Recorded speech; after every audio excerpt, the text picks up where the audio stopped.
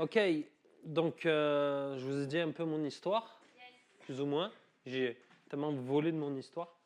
Une des... que je vous raconte. Je suis en train de... Non, c'est bon. Ok. Donc, quand j'ai commencé, en fait, j'avais ce désir de vouloir servir Jésus. J'avais ce désir de vouloir prier pour les gens, évangéliser. Ça, c'est notre truc. On va évangéliser.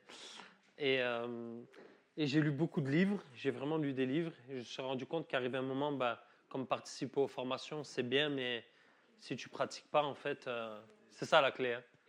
Si tu crois que dans cette semaine, tu vas tout recevoir et qu'après, tu vas être un super chrétien qui va prier pour tout le monde comme ça, sans rien faire, non. Il va falloir que tu le fasses. Ça, c'est hyper important. Hein. Donc là, en fait, ce qui se passait, c'est que j'ai eu mon premier fils, Élie, prophétique. Élie, il s'appelle Élie en plus. Et quand il est né, en fait, il pleurait chaque matin. Et en fait, chaque matin, il pleurait. Donc, je me suis levé le matin, parce que, en fait, la nuit, j'ai une épouse extraordinaire. J'ai une épouse, même si je lui dis non, même si je lui dis oui, elle me dit non. Elle a toujours été comme ça. Investie, j'ai une épouse incroyable, qui n'a pas pu venir d'ailleurs, mais je l'aime tellement. Bon, ouais, on a eu notre premier enfant, premier amour. On a eu Ellie. Et là, j'étais un matin et je lui donnais le baby de 6 heures du matin. Et le baby. Elle tirait le lait dans le baby, c'est important, c'est pour les femmes, c'est important. Elle donnait de son lait, hein, mais pour que je puisse moi en profiter en tant que papa, on me mettait dans un baby, je lui donnais le matin.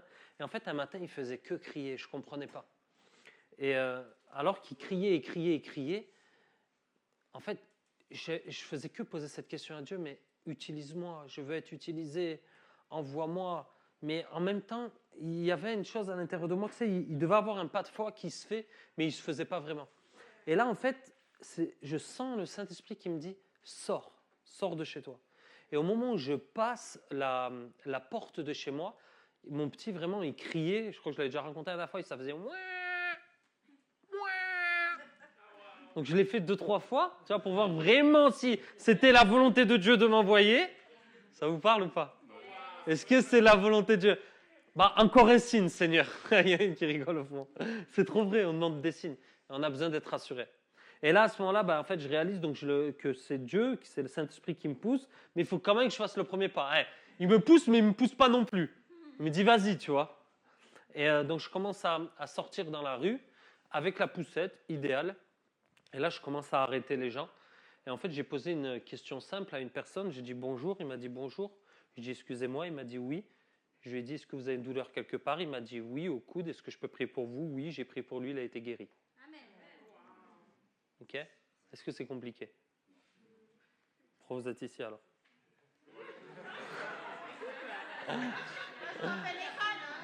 Si tu pars, je ne serai pas frustré, je serai honoré. Si tu retrouves. Non, je rigole. Ok? Et à partir de ce moment-là, en fait, j'ai commencé à sortir et à prier pour 5 personnes par jour. Pendant 8 mois. J'aime à chaque fois le waouh. Merci de m'encourager. Waouh. Tu sais, ça, je me sens. C'est bon, il faut que je continue, on est bien au bon endroit. Yes. Non, mais merci, vraiment. C'est bien d'avoir quelqu'un qui est. Non? Dis-le. Waouh. Mais pas trop non plus pour pas que ça devienne un lieu de cirque. Et à ce moment-là, donc je sors 1 fois, 2 fois, 3 fois et je prie tous les jours pour des personnes. Et en fait, arrivé un moment, je prie. Et en fait, je réalise que l'une des clés en fait, pour voir des miracles, c'est qu'il faut prier pour les gens. Et il faut oser se planifier quelque chose, un style de vie, où tu vas te dire, je vais sortir chaque jour et je vais interpeller une personne. Est-ce que c'est pas compliqué? Ok? Et c'est ce que j'ai fait. Et j'ai commencé à avoir des guérisons. Et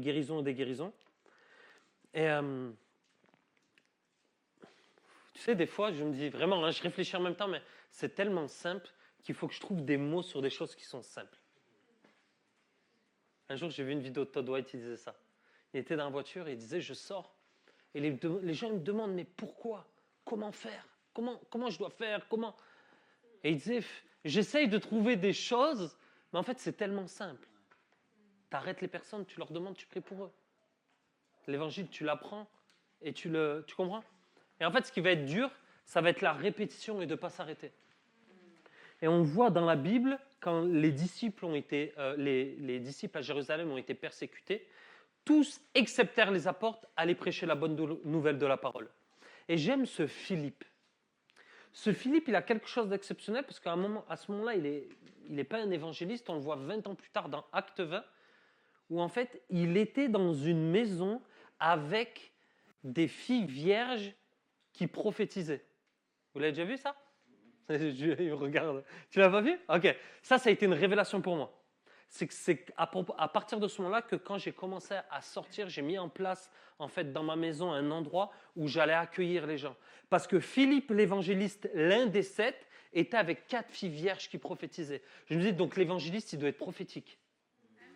Parce qu'il faisait partie d'une maison, il le nomme lui plus qu'un autre. Donc je pense avec ma compréhension que c'est lui un peu qui s'occupe de tout. Tu sais, c'est au moment où l'apôtre Paul il vient, il y a le prophète aussi qui vient et il dit qu'il va aller mais il va être tué. C'est ce moment-là. Et je me dis, waouh, 4 filles vierges qui prophétisaient. Waouh. Et en plus, il avait un endroit, une maison. Il y avait un endroit d'équipement, il y avait un endroit d'activation. Il y avait un endroit où il se passait des choses. J'aimerais revenir sur ce qu'a dit tout à l'heure, la foi. Il y a quelqu'un qui m'a posé la question sur la foi.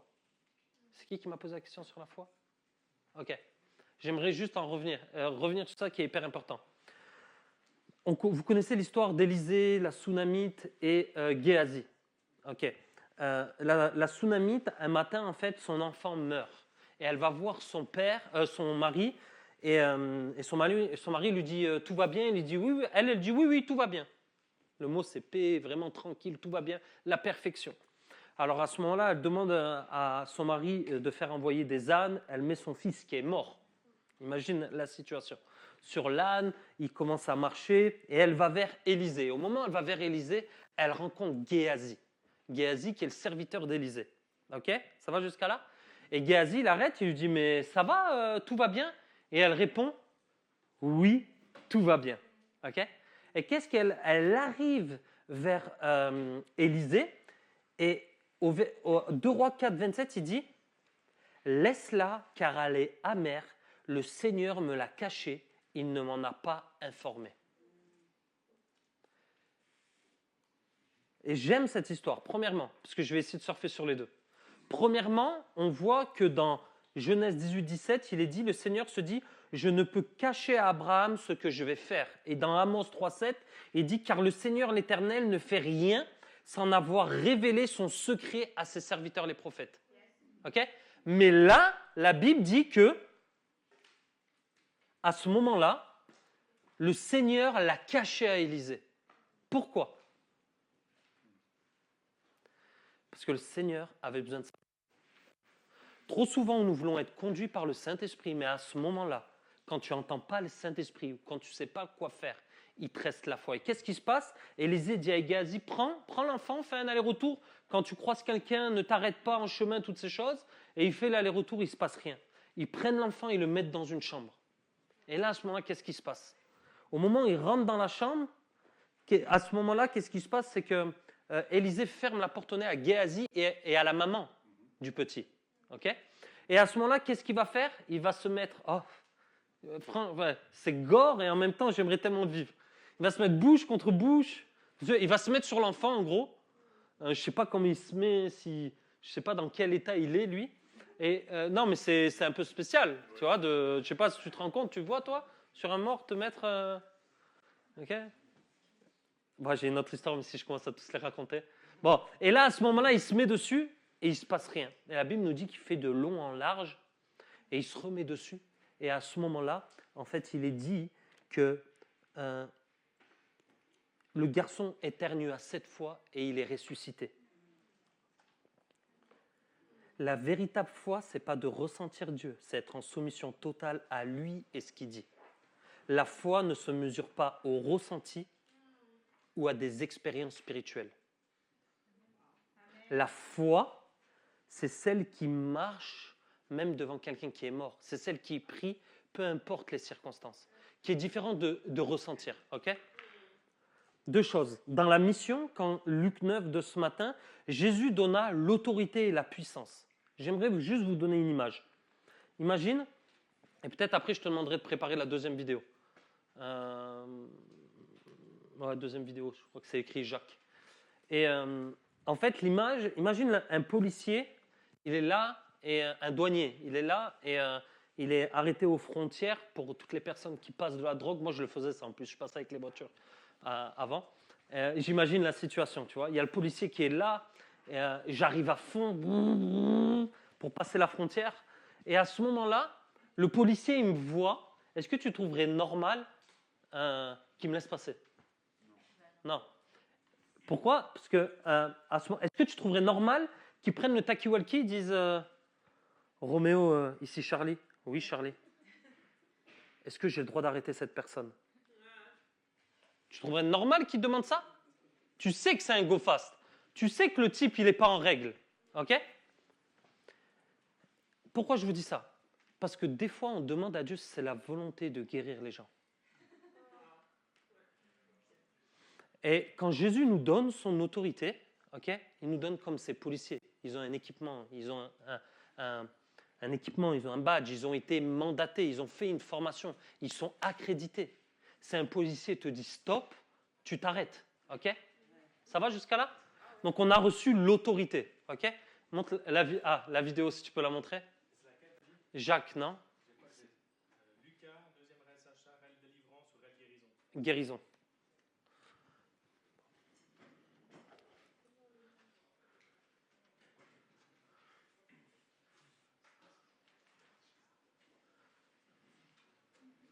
Bonjour, j'ai une petite question. Est-ce que vous avez une douleur quelque part dans le corps? J'ai eu un grave accident, j'ai eu tout le côté gauche cassé, j'ai une prothèse de hanche. Est-ce que je peux prier maintenant pour vous? Ok, vous avez mal où? Là. Mettez la main là où vous avez mal. La prothèse de hanche, Ok, là. je veux prier maintenant et je veux commander à la douleur de partir totalement dans le nom de Jésus pour que Jacques soit totalement guéri maintenant dans le nom de Jésus. Jacques, faites quelque chose qui vous faisait mal. Je peux pas me baisser, je suis tombé là il y a 3 jours. Ouais. Je peux pas me relever, je peux pas m'accroupir. Là, je viens de prier pour vous, c'est ce qui se passe. Mais quand on prie, il se passe quelque chose. Est-ce que vous pouvez faire quelque chose que vous n'arrivez pas à faire en prenant votre temps? En principe, c'est si je me baisse là, Vous sentez que ça va mieux? je sens pas de douleur. Je sens pas de Gloire à Dieu. Impossible de me relever. Il a fallu que je rampe, que j'amène les explique son chaises histoire. et avec mon coude. Mais là, je vous jure que c'est vrai. Hein. D'habitude, je peux pas. Au bout, il y en a 2 qui m'ont surélevé. J'arrivais pas à me lever. Waouh. Ok, c'est la fin. Hein? Pourquoi? Quand il est arrivé, je n'étais pas je savais pas qu'il fallait l'arrêter. En fait, la vérité, c'est que j'avais 2 indices de la part de Dieu. Ces indices, je les ai jamais trouvés. Je me suis sûrement trompé. Mais en chemin, j'ai pris mon temps et j'ai pris surtout autorité. Ok? Vous avez vu quand je dis je prie pour toi, quand on prie, il se passe quelque chose. Ok? Pourquoi? Parce que j'ai l'autorité. Tu as l'autorité. Tu as l'autorité de prier, tu as l'autorité. Tu as l'autorité. Ne demande pas la permission. Tu as l'autorité. Ok? C'est hyper important. C'est simple, mais c'est hyper important. Et, je vais vous raconter une autre, un peu plus haute. J'étais dans un endroit où je marche dans la rue et je commence à prier pour des gens comme ça. Je prends autorité sur les gens. Non, je prends autorité sur les maladies, ça c'est important. Des fois, on prend autorité sur les gens, faut pas faire ça, ok? Ok, non. Je prends autorité sur les corps. Vous avez compris le truc, quoi. Moi, j'oblige personne. Voilà. Et là, j'arrive, je marche, et là, je rencontre ce jeune qui faisait du skate et qui tombe. Et quand ce jeune il tombe, il se retourne le genou. Donc je dis hey, salut. Il me dit salut. Je dis ça va. Il dit ouais. Je dis est-ce que je peux prier pour toi? Il me dit oui, je prie pour lui. Et qu'est-ce qui se passe? Son genou est rétabli. Il est tout content, il remonte sur son skate alors qu'il était par terre. Okay? Et là, je commence à vouloir faire une chose, c'est l'amener à Jésus. J'avais quand même à cette époque-là, cette révélation, ça fait un petit moment, de vivre une expérience avec Jésus. Et là, je lui dis, écoute, est-ce que tu aimerais recevoir Jésus comme sauveur et Seigneur? Et là, à ce moment-là, il me regarde. Il me dit, ouais, mais avant, moi, je vais te démontrer mon ange Gabriel. Et là, je suis tout gentil, mais là, non. Il me dit, laisse-moi prier d'abord. D'abord, moi, je vais prier pour toi, il me dit. Dans ma tête, je dis, je ne vais pas lui dire non, parce que je veux qu'il connaisse. Tu comprends ce que je veux dire? Je ne veux pas rentrer en opposition. Donc, je lui dis, tu sais quoi? Laisse-moi d'abord, moi, prier pour toi. OK? Et on se met dans le coin et tout. Et là, il s'assied. Et au moment où il s'assied, là, à ce moment-là, c'est comme les ténèbres se recouvrent autour de moi. J'ai l'impression de voir des gargouilles. J'ai l'impression d'avoir vraiment le monde spirituel, comme très rarement je l'ai eu quand je suis sorti, vraiment. Et là, le type, et je lui dis, je peux prier pour toi, ouais. Et il me dit, tu acceptes Jésus comme sauveur? Ouais, il me répond, ouais. Il me dit, ouais, est-ce que je peux prier pour Jésus? Je lui dis, il me dit, ouais. Et là, je commence, ok, je vais prier pour toi. Et là, il commence à faire des trucs dans la rue. Et là, c'est vraiment un démon qui est à l'intérieur, plus qu'un démon. Et il me dit, moi, je suis un chasseur d'âmes. Mon boulot à moi, c'est de faire passer les âmes dans l'au-delà. Les âmes dans l'au-delà. Bon, c'est un truc, il se fait. Mais il veut pas. Son boulot, c'est de faire passer des âmes. Et le prix de cela, c'est l'insomnie. C'est-à-dire qu'il ne dort pas, mais il aide des gens à passer dans le paradis, spirituellement. Donc, il se retrouve avec un groupe et il fait passer les gens dans l'au-delà. Vous comprenez que c'est un mensonge. Hein? Et à un moment où je commence à prier, là, je n'ai pas la voix qui... Là, ce n'est pas Jésus, mon amour, descend sur lui. Là, c'est Saint-Esprit, je te demande de descendre maintenant sur lui. Et pas du tout, pas de compassion, je vous le dis, pas de... mais avec l'autorité. Jésus, alors je ne donne pas d'ordre à Jésus, mais je demande au Saint-Esprit de venir. Et là, il a besoin d'une révélation. Et il ouvre ses yeux, clairement. Il me dit, je viens de recevoir la révélation que Jésus, c'est le Fils de Dieu. Et quand je lui demande de passer pas de foi, il me dit, je ne peux pas parce que j'ai fait un pacte de sang, je dois d'abord en parler. Ok? Donc, j'ai reçu l'autorité. Il ne pouvait pas accepter Jésus parce qu'il était lié par des pactes. Mais ce que je veux vous dire, c'est peu importe qui vous avez en face, vous avez reçu l'autorité. Maintenant, j'avais un jeune qui m'accompagnait. Le souci, c'est que moi-même, pendant 3 jours, j'ai été perturbé. Je dormais la nuit, j'avais l'impression que les gargouilles me suivaient. Alors, le jeune qui était à côté de moi, il a vécu, en fait, il me l'a dit, genre, un mois après, en fait, ça faisait presque 1 mois qu'il ne dormait pas. Mais moi, ça ne me l'avait pas dit. Pourquoi? Pas de communication. Je ne faisais pas le retour, qu'est-ce que tu ressens, qu'est-ce qui s'est passé, tu sais, Top Gun, là. Okay. Et à ce moment-là, en fait, j'ai réalisé une chose. Si tu veux, et tu vois, il y en a, ils vont dans des festivals de sorcellerie, c'est OK, et c'est bon, moi, j'ai pas de problème. Mais il se peut qu'arrive un moment, tu puisses être confronté, si tu veux, alors ça n'arrive pas tous les jours, hein, ça m'est arrivé une fois, je crois une fois ou 2, ou pas plus. Okay. Mais il se peut qu'arrive un moment, tu sois confronté à des esprits qui ça te perturbe, ça te bouscule. Mais depuis ce moment-là, je ne me suis plus fait bousculer par ce type d'esprit. Pourquoi? Parce que j'ai gagné en autorité, parce que j'ai affronté. Vous comprenez? Pas avec mes propres forces, avec l'autorité de Jésus. Amen? Ça vous plaît? Ok, mais imagine là, le mec, il est en go fast, et il dit arrête-toi, tu rigoles, tu crois que je vais m'arrêter ou quoi? Je ne sais pas combien de câbles dans le camion, je ne vais pas m'arrêter parce que tu sors ton badge. Qu'est-ce qu'il va faire le policier? Il va jeter la herse. Vous n'avez pas déjà vu les réels où il jette la herse, il la jette mal et tout? Non, vous n'avez jamais vu. Okay. Tu rigoles, tu vois. Non, là, il la jette bien et il sort le pistolet, il arrête. Il va, je ne sais pas combien, il met en danger des gens. Pourquoi? Parce que le policier a reçu la puissance. Ok? La délivrance, j'avais oublié, mais il est là, je suis désolé. Ok? Et c'est important de comprendre, on a reçu l'autorité. Et je ne sais plus qui disait ça. Il disait que le jour où il a été baptisé du Saint-Esprit, il a reçu cette puissance, ça a été amplifié. Vous savez, comme les ponts qu'on lève là. Vous savez, les ponts, quand il y a les bateaux qui se lèvent. Et il disait ça, c'était un homme de réveil, je ne me rappelle plus qui disait ça. Réformation? Tu connais, non?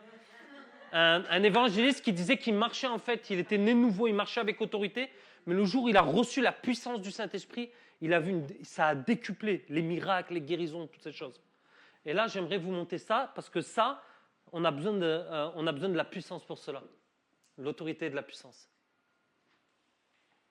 Est-ce que vous aurez besoin qu'on prie pour quelque chose pour voir une guérison surnaturelle? Moi, je suis addict à l'héroïne, alors si tu peux me l'enlever, Addict à l'addiction l'héroïne. là. Prendre des traitements, c'est que j'ai un traitement, voilà. Ma question c'est, est-ce que tu es prêt à donner ta vie à Jésus totalement? S'il peut m'aider, oui. Si ça marche, oui. Dis Jésus, Jésus, je veux te recevoir comme sauveur et Seigneur aujourd'hui. je veux te recevoir comme Seigneur et Sauveur aujourd'hui. Et je te demande de venir me libérer maintenant. Je te demande de venir me libérer maintenant. Alors, je vais demander pardon pour Attends, mes j'ai des péchés. frises. Attends, je vais tomber. Non, t'inquiète pas, je te retire. Ouais, genre une forme humaine. Il y en a deux. Devant Devant moi. Ok, Ils sont en face à face. ok. Attends. Freedom. Ah ouais, attends. Maintenant, on leur recommande de quitter maintenant. À ces mauvais esprits maintenant qui te font du mal maintenant. Vous perdez vos 3 maintenant dans le nom de Jésus. Freedom. Freedom. Freedom. Anthony, Jésus il t'aime, t'as de la valeur, il y a une destinée pour toi. Ravi de t'avoir rencontré. Yes. Incroyable, hein? Là, on sort, on n'a pas fini, et on doit couper les caméras, et on arrive comme ça là, et je fais retour témoignage, voilà, en ligne, on prie pour les gens. Et là, en fait, on s'arrête devant eux, et je commence à lui parler et tout. Et qu'est-ce qui s'est passé? Il me dit, ouais, moi, je suis accro à l'héroïne. Alors, je ne sais plus aujourd'hui s'il est accro ou pas encore. Hein. Et je lui dis, écoute, mec, devant ça, je te promets qu'il n'y a qu'une seule solution, il faut que tu donnes total. Et j'insiste sur ça, hein, parce qu'à ce moment-là, je ne peux rien faire d'autre. Il faut que tu donnes totalement ta vie à Jésus. Si on te libère, tu ne donnes pas totalement ta vie. En fait, il faut que tu donnes totalement ta vie. Je raconte le témoignage de mon beau-frère qui était accro à l'héroïne. D'ailleurs, je me suis converti avec ce témoignage, qui pendant des années, il était accro vraiment. Et à un moment, il a donné sa vie à Jésus. Et à un moment, en fait, il priait, il demandait à Dieu. Et un jour, il descend du bus. Au moment où il descend du bus, il y a une puissance en fait qui le libère. En fait, il y a la puissance de Dieu qui tombe sur lui. Et en même temps, cette puissance qui le libère. Et à partir de ce moment-là, il a été accro à Jésus. Il est accro à la Bible. Il n'a plus jamais pris de drogue. Alors quand je lui dis ça, il a dit ok, moi aussi je le veux. Et on a prié. Et il s'est passé ça. C'était juste incroyable. Où il y a et à la fin, c'est fou parce qu'en fait, je l'explique comme ça parce que des fois, je l'explique rapidement. C'est pour ça que vous comprenez pourquoi j'ai les vidéos, parce qu'en fait, je m'en souviens même plus des fois. En fait, quand on commence à prier pour lui, et il commence à... Je vais tomber. Moi, j'ai l'habitude que les mecs, ils tombent dans l'église, tu vois. Je fais, non, t'inquiète pas, tu vois. C'est comme là, un jeune, il était baptisé du Saint-Esprit. T'inquiète pas, t'as pas besoin de tomber, je te récupère. Pas besoin de tomber, faire ah devant tout le monde et tout. Pas besoin, je te récupère. Je fais, non, t'inquiète pas, je te tiens. Et je prie pour lui, là, et je lui dis, alors maintenant que tu as reçu Jésus comme Sauveur et Seigneur, tu vas lui demander, il va te parler. Et je lui ai dit, demande à Jésus pourquoi en fait, qu'est-ce qui bloque le fait qu'il vienne et que tu sois totalement libéré. Et là, il me dit, j'ai 2 hommes noirs qui apparaissent devant moi, 2 esprits, 2 hommes noirs qui se tiennent devant mon cœur. Et à ce moment-là, ben, je prie et il se sent libéré, il jette sa clope à la fin, on l'a pas vu et tout, mais c'est juste incroyable, c'est juste incroyable. Et ça, j'aime vivre ce genre de choses. Ou sur la vidéo que tu regardais, je sors dans Genève, et au moment où je sors dans Genève, on s'arrête, et pareil, on arrête, on arrive à la fin, et en fait, on filme, toujours avec les caméras, je sors beaucoup avec les caméras, on est en train de filmer, et en fait, je suis le seul qui a le réseau Internet en Suisse. L'autre caméraman, il n'a pas. Tu sais, il vient de France, c'est la première fois qu'il vient en Suisse, et il n'a pas. Je lui dis, coupe parce que tu payes très cher quand tu viens en Suisse. Ça arrive une fois, pas 2. Et il coupe, et du coup, il est avec le portable, mais si j'enlève je ne peux pas enlever pour retrouver mon chemin, parce que je devais retourner à un endroit où on avait équipé, on est sorti, on a envoyé 120 personnes dans les rues, 120 jeunes. C'était incroyable. Et ça, c'était, bon, je sais pas, c'était, je crois, début d'année, je sais pas. Et à ce moment-là, en fait, je croise cet homme et je dis, hey, excuse-moi, je cherche ma route. Et il me dit, ouais, et tout. Je fais, tu sais où il y a la COP, toutes ces choses. Et il me dit, ouais, là-bas et tout. Et là, je me dis, je ressens rien de spécial. Et je dis, t'as pas une douleur quelque part? Et le mec, il me répond, j'ai le cœur brisé. Je ne m'y attendais pas. Des gens qui partagent le cœur, j'ai dit, j'ai le cœur brisé. Et je pense qu'on rentre aussi dans une situation, même au point de vue de la génération, ce qu'on est en train de vivre, on se focalise beaucoup sur les miracles physiques. Mais il y a des gens qui sont brisés de l'intérieur, vraiment. Et il y a une révélation à voir, et c'est beaucoup plus émotionnel, émouvant et impactant pour la personne. Bien sûr, la guérison physique, mais le fait quand ça touche, où tu as une parole qui touche à une intimité profonde, et que le Saint-Esprit le ressort, c'est juste incroyable. Et là, il est là, et il me raconte qu'en fait, il a été divorcé, il est divorcé, que ses enfants sont partis, que tout le monde est parti, et que en fait à ce moment, que voilà, que il veut mettre, il fait comprendre qu'il veut mettre fin à sa vie. Il me le dit pas, mais il me le fait comprendre. Et il me dit, je dois partir et tout. Je fais ok. Et je dis, moi je connais quelqu'un, c'est le seul, il peut guérir ton cœur. Il a fait avec moi, je lui explique mon histoire personnelle, encore plus grave, ou toujours utiliser un témoignage qui l'amène à lui à plus croire. Je fais souvent ça. Donc là, je raconte que moi, j'ai perdu mon fils, qu'on peut s'en sortir, que toutes ces choses et tout. Donc, bon, ok, donc je lui prends les mains. Et je commence à prier, il invite Jésus comme Sauveur et Seigneur. Et là, je lui pose la même question. En ce moment, c'est mon kiff de faire ça. Je kiffe faire ça avec Dieu. Je fais demande à Jésus. Quel est le mensonge? Parce qu'il me dit, je dois fuir loin de ma famille, je dois abandonner mes enfants. Moi, je connais la parole de Dieu. La parole de Dieu, elle ne dit pas qu'il faut que tu fuis et que tu partes loin. C'est pas la parole de Dieu. C'est pour ça que c'est important, tu vois. Il y en a qui pourraient dire, bah oui, fuis, va dans un autre village. Si Dieu te dit d'aller en Afrique, vas-y. Non. Tu vois, ça, c'est toujours les paroles. Et là, donc j'arrête, je fais, mais qu'est-ce que Jésus dit? Même pas Lucas, qu'est-ce que je pense, qu'est-ce que Jésus dit? Et au moment, en fait, je l'accompagne ici et je lui dis, demande à Jésus. Il réalise et il me dit, coupez la caméra. Et là, il tombe en pleurs. Il me fait un gros câlin. Et en fait, à ce moment-là, cet homme, ce qu'on n'a pas mis, mais cet homme, en fait, il voulait se suicider et mettre fin à sa vie. Et il a dit, s'ils ne reviennent pas, nanani, je mets fin à ma vie. Et je pense, j'ai eu son contact, je lui ai donné, parce qu'il ne voulait pas me prendre il ne voulait pas que je lui donne mon contact. Il ne m'a toujours pas rappelé, mais je prie pour qu'il n'ait pas fait cela. Mais ça, c'est quand on se laisse guider par l'autorité et la puissance que Jésus nous a donnée. Amen? Amen. Ok, laissez-moi vous raconter un témoignage que j'ai reçu hier. Et si une simple prière pouvait sauver une vie? Attends, je vais... Hop. Lors d'un rendez-vous en entreprise, mon regard croise celui d'une femme, un homme celui d'une femme. Pas il croise parce qu'elle est sexy. Hein. Soudain, une impression forte me traverse à l'esprit. Elle vit seule avec des enfants et traverse une grande détresse. Pas parole de fou. Bon, franchement. Je prends mon courage à deux mains et lui demande, excuse-moi, mais vous élevez vos enfants seuls, n'est-ce pas? Surprise, elle me fixe, elle dit oui, mais comment le savez-vous? Je lui explique que c'est un ressenti, puis je lui demande si elle croit en Dieu. Peut-être, répond-elle, hésitante. Je lui propose alors de prier pour elle, et elle accepte. Je prie que le Saint-Esprit la touche, qui se révèle à elle et qui lui donne un amour qu'elle n'a jamais ressenti auparavant. À ce moment-là, elle ressent une chaleur intense et sa tête se met à tourner. Pourtant, elle ne se sent pas encore prête à donner sa vie à Dieu. Avant de partir, je lui laisse mon numéro. Si vous avez des questions, n'hésitez pas. Les questions, c'est bon. 15 jours plus tard, mon téléphone sonne. C'est elle. Sa voix tremble d'émotion. Je vous remercie, j'étais en pleurs. Il y a 15 jours, quand vous avez prié pour moi, j'ai trouvé ça étrange. J'avoue, je vous ai pris pour un illuminé, une secte, un truc bizarre. Mais vos paroles ne m'ont pas quitté mon esprit. Elle reprend son souffle et poursuit. 4 jours après notre rencontre, j'ai eu un infarctus de myocarde. J'étais morte. Ils m'ont réanimée et transportée à l'hôpital. Aujourd'hui, je suis rentrée chez moi sans séquelles et en pleine forme. Et là, tout a fait sens. Votre prière, protégée, j'en suis sûr. Elle marque un silence, puis reprend d'une voix émue. Vous m'aviez dit, ne sois pas comme Thomas, crois sans voir.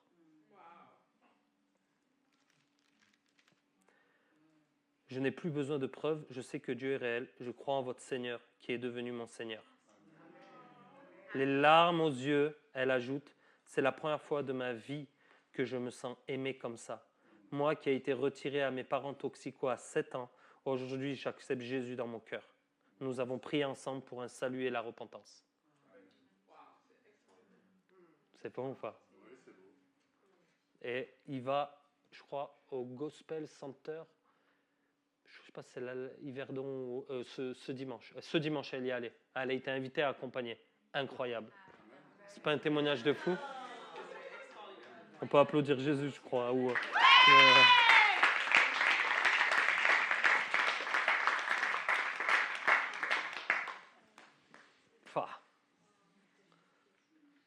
Il a reçu 2 mots. C'est fou, non? 2 mots. C'est pas la profondeur des mots que tu reçois, mais ce que Jésus va faire avec les mots que tu reçois. Et des fois, c'est des mots bidons. J'ai tellement d'histoires avec des mots bidons. Mais le bidon, pour la personne, pour cette personne qui est en face, c'est juste incroyable.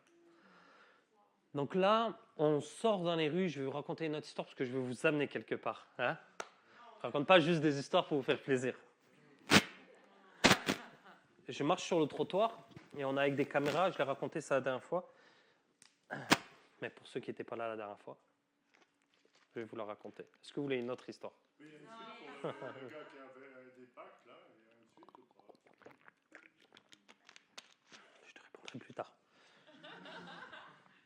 Et là, je marche sur le trottoir et je suis avec une équipe et je croise avec une équipe de caméramans TF1. Non. Avec les grosses caméras. C'est pour ça que je dis TF1. C'est pas TF1, c'est des chrétiens. Mais genre avec le matos, quoi, tu vois. Même moi, je sors, je fais mes... Là, moi, je sors avec la petite caméra. Là, c'est trop gros, là.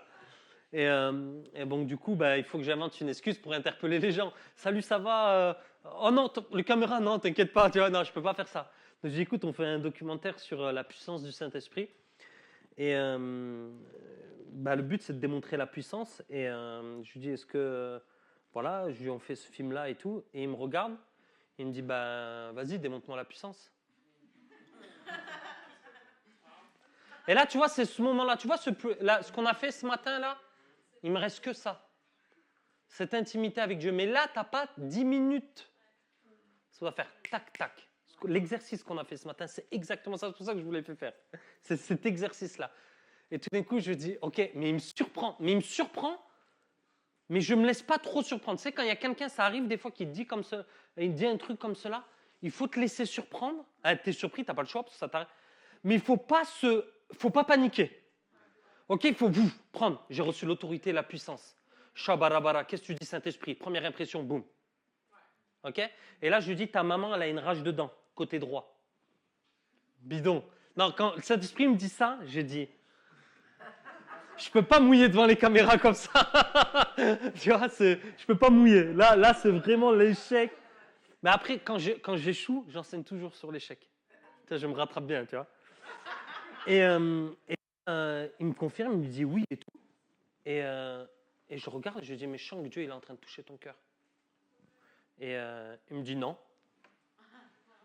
Et il me dit, mais en fait, hier, j'ai prié et j'ai demandé un signe, à savoir si Dieu existait. Et s'il existait, qu'il m'envoie quelqu'un aujourd'hui. Powerful ou pas? Tu observes avec tes yeux, mais tu perçois avec tes pensées. Écoutez bien. Tu regardes avec tes yeux, mais tu vois avec tes pensées. C'est Chapoval qui disait ça. Tu vois avec tes yeux, tu regardes avec tes yeux, ferme les yeux, tu vois avec tes pensées. Quand je me suis retrouvé devant cette personne, il me restait une chose, de voir avec mes pensées. Je vais vous expliquer. Fermez les yeux. Yes, fermez les yeux. Chut. Ok. Ouvre les yeux. Est-ce que tu vois le frigo qui est derrière? Ok. Ferme les yeux. Le frigo à manger quand tu ouvres les yeux. Non? Tu le vois pas, il y a le mur. Ferme les yeux. Imagine un frigo vert de marque America. Tu vois, il y a la poignée devant toi. Ouvre la poignée et là, il apparaît un... Ouvre. Si tu n'ouvres pas le frigo, ça ne marche pas. Non, je rigole pas. Ouvre. Nice. Et là, il apparaît un hamburger devant toi. Les frites un peu secs parce qu'ils sont restés dans le frigo. Tu captes l'image, mais tes pensées les interprètent. Et c'est exactement ça, marcher avec le Saint-Esprit. Imagine, tu commences à voir chaque personne avec les pensées de Dieu. Qu'est-ce qui se passerait? Je vous amène quelque part ce matin. Tu ne chercheras plus une parole prophétique, tu deviendras la parole prophétique. Tu ne chercheras plus un message, tu deviendras le message. Aujourd'hui, j'aimerais vous équiper avec les yeux de Dieu pour être les mains et les pieds de Jésus. Qui a reçu une parole de connaissance pour quelqu'un ces 2 dernières semaines?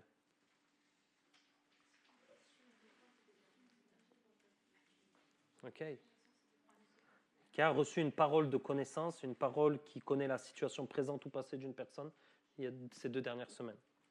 Pour ceux qui savent pas ce que c'est une parole de connaissance, c'est un don que Dieu nous donne pour voir le passé ou le présent de la personne. Par exemple, quand tu avais 10 ans, tu as eu un accident ou tu as un problème à l'épaule, comme je dis, c'est présent. Dès que ça touche au futur, c'est la prophétie, c'est plus la parole. Ok? Qui de vous a donné une parole à des gens hors de l'église ces 2 dernières semaines? Ça, c'est bon. Ça sent... Non, mais c'est... Est-ce que vous avez trouvé ça normal? Pourquoi? Non, je rigole. Non, mais... Eh bien, en fait, à force de le pratiquer, ça va devenir normal. Elle, ouais, mais j'ai donné... Ouais, mais c'était entre les 2 portes de l'église. Est-ce que ça vaut? Ok. Laisse-moi vous raconter une histoire. Là, j'arrive, je rentre dans mon église, on rassemble plusieurs personnes pour les équiper, et là, j'arrive à une table et je vois une personne, en fait, de 140 kilos. Les premières pensées qui me viennent, c'est elle se nourrit mal, elle doit avoir une mauvaise habitude alimentaire, elle ne doit pas beaucoup travailler, et elle doit se passer sa journée devant la télévision. Au moment où j'arrive, c'est ce qui sort de mon cœur. Et à ce moment-là, le Saint-Esprit va faire quelque chose de fou.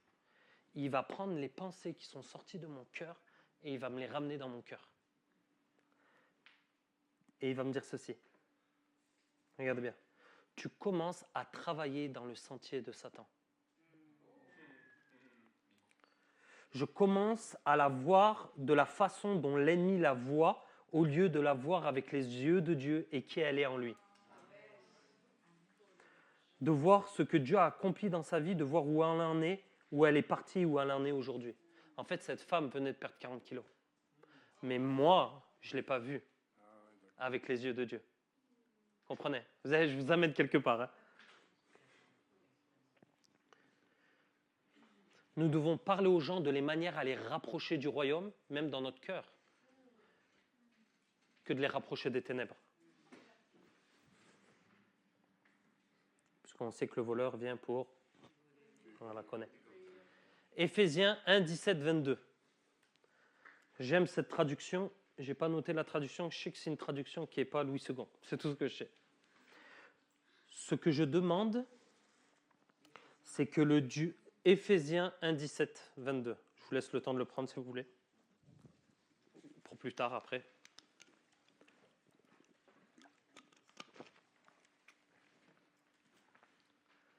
Ok.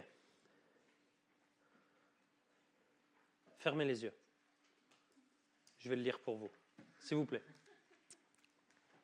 Ce que je demande, c'est que le Dieu de notre Seigneur Jésus-Christ, le Père qui possède toute gloire, vous donne l'esprit de sagesse et de pénétration spirituelle, pour que vous puissiez sonder ces mystères afin d'arriver à mieux les connaître, qui vous accorde une pleine lumière et qu'il augmente l'acuité de votre vision spirituelle, afin que vous compreniez en quoi consiste l'espérance vivante à laquelle vous avez été appelés et que vous sachiez quelle merveille vous êtes en droit d'attendre, car inépuisable est la richesse du glorieux héritage que Dieu réserve à ceux qui lui appartiennent.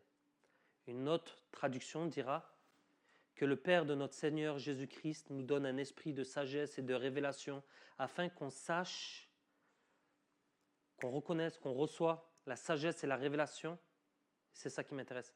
Afin qu'il illumine les yeux de votre cœur. Ça, c'est Louis II qui dit cela.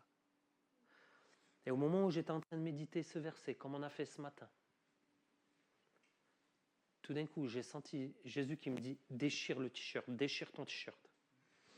Je n'ai pas déchiré, je sentais que ce n'était pas le t-shirt physique, mais spirituel.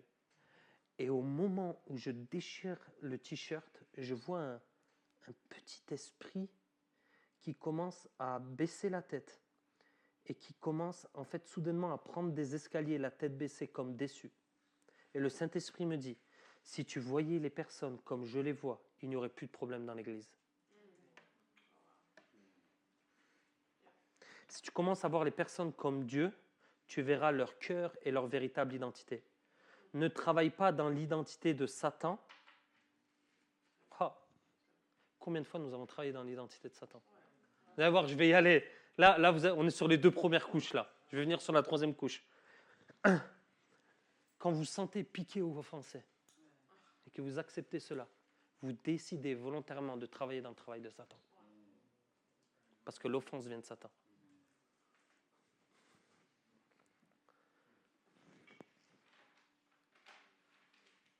Donc, qui on est, mais surtout qui on n'est pas. Je vais le lire. Matthieu 4, 1, 11. Alors Jésus fut emmené par l'Esprit dans le désert pour être tenté par le diable.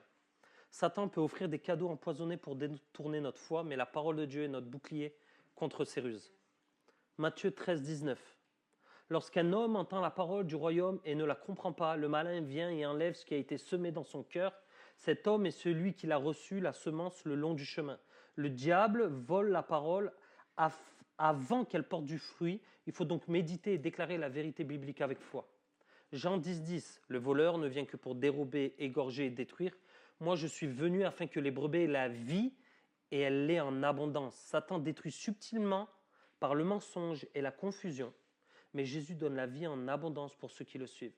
C'est subtil, il vient toujours prendre subtilement. J'ai besoin de faire quelque chose de chirurgical, c'est pour ça que je lis tout cela. 2 Corinthiens 4,4. Pour les incrédules dont le Dieu de ce siècle est aveuglé par l'intelligence, afin qu'ils ne visent pas à briller la splendeur de l'évangile de la gloire de notre Seigneur Jésus-Christ, qui est l'image de Dieu. Satan empêche de voir la vérité, mais la lumière de Christ brille les ténèbres quand nous prions pour le discernement. Je ne sais pas si vous êtes déjà arrivé, si je vous dis à quoi ressemble Jésus, vous avez une image de ce que vous avez pu voir dans la tradition de qui est Jésus. Je vous dis à quoi ressemble Jésus. Quelle est la première image qui te vient? Tu vois, moi perso, je vois Jésus avec la tête sur le côté qu'on mettait dans les églises catholiques. Non, mais c'est important. C'est hyper important ce que je dis. J'aime l'église catholique, j'aime. Mais nous, non, mais non, mais c'est hyper important. C'est hyper important. Pourquoi?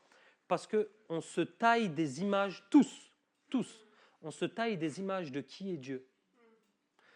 Au lieu d'aller dans la parole et méditer l'image de qui Dieu dit qu'il est. Notamment dans l'Apocalypse, l'agneau, la mer de cristal, les 24 anciens. Et en fait, c'est hyper important, puisque notre source, elle doit venir de lui. Ok.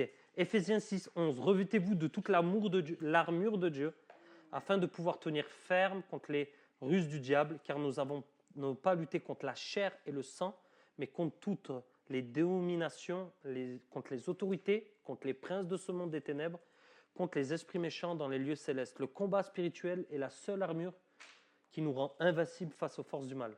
Les atmosphères. Ok. Quand on rentre, j'ai mis cela. Quand on rentre dans un magasin, et après je vais venir à l'histoire pour pouvoir activer cela. Souvent, quand on rentre, c'est une question qu'on m'a posée cette semaine. Lucas, quand je rentre dans un magasin et que je sens l'atmosphère qui n'est pas celle du royaume, je sens la mort, la peur, qu'est-ce que je fais? Souvent, il me dit, quand je rentre dans un magasin, et regardez comme c'est puissant. Au moment où tu rentres dans le magasin et tu dis, dans ce magasin, je sens un esprit de peur, de mort, tu es en train de travailler dans le travail de Satan. Parce que tu es en train de déclarer ce que Satan fait et ce qui est en train de se passer. Au lieu de déclarer ce que Dieu veut faire. Si tu sens la peur, tu appelles l'inverse. Si tu sens la mort, tu appelles la vie. C'est ce qui se passe qu'on amène à ce que le royaume de Dieu est un royaume à l'envers.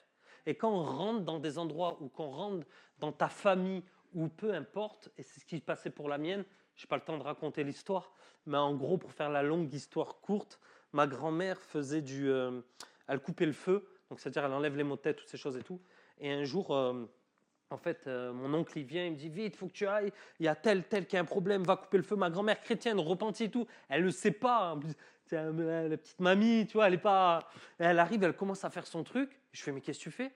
Elle dit, je fais en plus c'est la prière de notre Père, elle fait. Et là, à ce moment-là, qu'est-ce que je fais? Soit je suis offensé par tout ce qui se passe, j'ai tous mes oncles, mes cousins, qu'est-ce que je fais? Je prends autorité devant tout le monde? Ça va apporter quoi le fruit? Je vais mettre un climat d'ambiance qui va pas... Donc je vais dans les toilettes, je commence à imposer mes mains et je dis maintenant, je commande à cette maison, je retourne cette maison maintenant. Dans le nom de Jésus, je vais prendre autorité sur ce qui est en train de se passer et je commence à appeler l'inverse, l'esprit de vie, de guérison. Et là, j'arrive et... En fait, ma grand-mère, elle dit, j'attends le message parce qu'il doit me dire exactement la fièvre, toutes ces choses et tout. Et elle ne reçoit pas le message. Et je lui dis, mamie, il faut que je te dise quelque chose. Ce que tu fais, ce n'est pas du tout biblique. Tu as juste pris commande à la douleur et elle part. Et là, elle commence à chanter que ça la touche. Mais non, je fais la prière de notre Père, toutes ces choses. Je fais OK. Le lendemain matin, je me réveille. Mon fils, 41 de fièvre. Pourquoi? Parce que j'ai pris autorité. Et là, mon fils, il a de la fièvre. Qu'est-ce que je fais? Mamie, viens, il faut que je te montre quelque chose. Prends-lui la température, 41. Regarde. Dans le nom de Jésus, je commande à cette fièvre de partir maintenant. Qu'est-ce qui se passe? Elle reprend, plus de fièvre. Le royaume de Dieu est un royaume à l'envers. Amen. Je crois que j'ai un enseignement tout sur ça, mais je vous ai fait le résumé, mais c'est bon. OK? OK. Je vais vous raconter l'histoire de Trent pour qu'on aille dans le vif du sujet. Tu connais l'histoire de Trent? Non? OK. C'est un pasteur qui s'appelle Robbie Dawkins qui raconte cette histoire. Et elle est juste incroyable. En fait, cet homme, il s'occupe de gangs, de personnes sorties de prison. Personnes ce que les gens ne veulent pas, lui, il les prend. Et en fait, il a l'habitude d'avoir un moment avec eux dans un café. Donc, il prend du temps avec eux. Et là, en fait, il y a cette femme qui s'appelle Rachel. Elle dit, écoute, il faut que je te présente Trent. Et il dit, ah bon, et tout, qu'est-ce qu'il a, et tout. Et il a pris 9 ans de prison, il s'est passé un truc incroyable. Mais je t'en dis pas plus, je te laisse parler avec lui, il te dira s'il veut te le dire, quoi. Donc là, il commence à parler avec le pasteur et tout. Et il commence à ouvrir son cœur et tout. Et il lui dit... et le mec, Trent, il dit au pasteur, toi, qu'est-ce que tu faisais avec ton père quand tu étais jeune? Mais il dit, moi, je jouais au baseball, on se tapait des balles, on faisait toutes choses, plein de genres comme ça, comme un père. Et il dit, moi, mon père, il m'a appris à aller voler dans les bijouteries. Et juste un jour, j'étais là, et mon père, il me dit, on va rentrer dans la bijouterie, je vais faire diversion, et tu vas aller piquer les bijoux. Et ça, c'était sa vie, très tôt. Et il commence à lui expliquer cette histoire au pasteur. Je ne sais pas si vous avez déjà vu un documentaire, j'ai vu un documentaire. Récemment, en France, il y a plus de 200 000 personnes en France qui se font voler leur identité. Et là, cet homme, il arrive un jour, et il arrive à la banque, et en fait, ils lui disent qu'il a un endettement de 700 000 euros. Il dit, vous venez d'acheter une maison. Il a dit, jamais de ma vie, j'ai acheté une maison. Il dit, si. Il lui donne l'adresse et tout. Il arrive dans cette maison, tu t'attends à un beau truc. Une maison qui vaut même pas 30 000 euros, même pas un caillou. Et en fait, il se fait usurper son identité et ils ont pris des prêts bancaires. Pourquoi je te dis ça? Parce que Trent a commencé à grandir dans ce monde-là. Tu sais, c'est toujours, si on fait un peu, tu vois, c'est comme tu pêches. Moi, je peux faire un peu ça. Mais après ça, il y a un autre truc, puis un autre truc. Et c'est pareil avec Dieu. Tu marches dans la gloire, tu commences à être obéissant, il y a un peu ça, puis après ça, puis après ça. OK? Mais il faut être obéissant. Et là, à ce moment-là, en fait, Trent, il voit des gens jeter leurs papiers d'identité dans la poubelle. Alors, qu'est-ce qu'il fait? Il commence à prendre l'identité, les papiers des gens, et il se dit, nouveau business, je vais usurper l'identité des gens. Et ce Trent, il est en face de lui, il commence à lui partager ça au pasteur, et il dit, j'ai rencontré une femme qui s'appelle Rachel, celle qui vient de le présenter, et super et tout, elle était chrétienne, et j'ai commencé à me mettre avec elle, on a commencé à sortir ensemble, et elle a commencé à m'amener à l'église, et toutes ces choses. Ils ont commencé à tomber amoureux. Et du jour au lendemain, Trent prend 9 ans de prison. Et là, elle commence à aller le voir en prison. Écoutez, c'est vraiment fort. Hein. Et au moment où elle arrive en prison, et elle lui dit, Dieu m'a dit de t'aimer d'un amour inconditionnel. C'est beau, hein? Et Trent regarde, il dit, c'est impossible. On m'a jamais aimé inconditionnellement. On m'a aimé si je faisais des choses, avec une contrepartie. Elle dit non. Ouais, elle se passe un rendez-vous, elle vient une fois au parloir, 2 fois, 3 fois, 4 fois, 5 fois. Et un jour, elle arrive et Rachel, elle est en pleurs. Et elle dit qu'est-ce qu'il y a et tout. Et elle est en pleurs, elle dit ma tante et tous ceux de mon église se sont fait usurper leur identité. Et elle commence à pleurer devant lui. Et elle ouvre les yeux, elle regarde Trent, elle dit c'est pas toi. Trent était l'un des plus gros brigands. S'il y en a un qui a volé l'identité dans le monde, c'était lié à lui. C'est lui qui était à la tête de toutes ces choses. Il lui dit, oui, c'est moi qui l'ai volé. Alors qu'est-ce qu'elle fait, Rachel? Offensée, elle part en pleurs. Elle rentre chez elle, elle pleure. Et là, Trent, il arrive. Il voit que son visage, le visage de Trent, il change. C'est comme la story des 140 kilos. Avec quels yeux tu vois?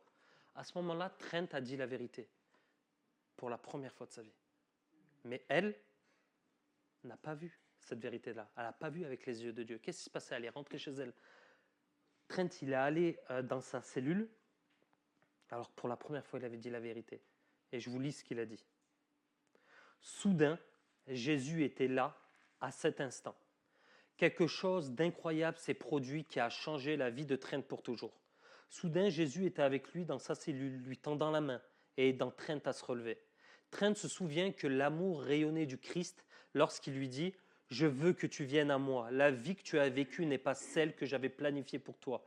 Mais je te prendrai, je te changerai et tu recommenceras. » Trent dit que le Seigneur l'a alors enroulé dans ses bras et qu'il s'est senti comme s'il était englouti par la lumière. Je pouvais sentir la chaleur venant de lui, me dit-il. Il était si réel que je pouvais réellement le sentir. Et je savais que quelque chose changeait en moi. Jésus a commencé à dire à Trent des choses sur lui-même, sa véritable identité, qui était exactement à l'opposé de la façon dont il s'était toujours vu. Jésus a dit « Tu es un homme véridique maintenant », mais Trent savait qu'il avait toujours été un menteur et un voleur. « Tu es un homme attentionné maintenant », lui dit Jésus, mais Trent savait qu'il avait blessé des dizaines de personnes sans réfléchir à leurs sentiments. « Tu es précieux », dit le Seigneur, mais Trent ne comprenait pas comment cela était possible. Même ainsi, alors qu'il se tenait dans l'étreinte de Dieu, il savait que tout était vrai. Il savait aussi qu'il voulait être l'homme véridique et attentionné que Dieu avait dit qu'il était. Lorsque le Seigneur a finalement lâché Trent, il a tout simplement disparu et Trent a commencé à crier « S'il vous plaît, ne me quittez pas. S'il vous plaît, ne partez pas. » Puis en racontant l'histoire, il a dit « J'ai soudain réalisé qu'il ne m'avait jamais quitté. Je ne peux pas l'expliquer, mais je savais qu'il était en moi. » Le lendemain, Rachel retourna à la prison voir Trent. Quand elle lui a dit qu'elle avait un visiteur, Trent, il a dit « C'est impossible. Avec ce qui s'est passé hier, c'est impossible. » Et là, il a trouvé Rachel assise. Elle avait le regard sérieux sur son visage, mais elle n'avait pas l'air en colère comme elle était la veille. Écoutez, « Pourquoi es-tu ici ?» il a demandé. « Dieu m'a parlé hier soir et m'a dit de revenir te voir, » répondit-elle. « Il m'a dit qu'il te changeait à ce moment précis. » Il a dit « Pardonne-lui et aime-le. » Il m'a embrassé, ils ont pleuré ensemble pendant que Trent partageait son expérience. La veille qui avait changé sa vie. Trent avait souvent été placé en isolement pour mauvais comportement. Il est devenu un prisonnier modèle. Il a décidé qu'il allait être un homme honnête, peu importe ce que cela coûterait. À la suite de cela, en quelques mois, il était transféré dans une prison de sécurité maximale à un établissement de sécurité minimale. Et en peu de temps, lorsqu'il s'est montré digne de confiance là-bas, il a obtenu la libération anticipée. En ce qui concerne Trent, le meilleur parti était de ressentir le pardon de Rachel envers lui pour ce qu'il avait fait. Et il dit pendant des années, Trent avait fait son chemin dans la vie, volant l'identité des autres. Ce qu'il ne savait pas, c'est que Satan avait d'abord volé son identité. Dès le premier jour, Trent, précieux aux yeux de Dieu, mais Satan lui avait fait sentir qu'il était un perdant sans valeur. Il avait été créé comme nous le sommes tous pour briller dans un monde sombre. Mais au lieu de cela, il était devenu un instrument des ténèbres et de désespoir. Et Trent n'est pas le seul.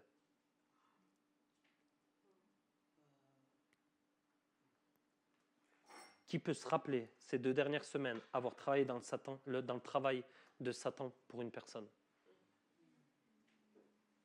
Quand je dis ça, ça vous fait écho dans une situation? Ok, on commence à percer l'autre couche. Qui n'a pas manifesté le surnaturel alors qu'il en avait l'occasion?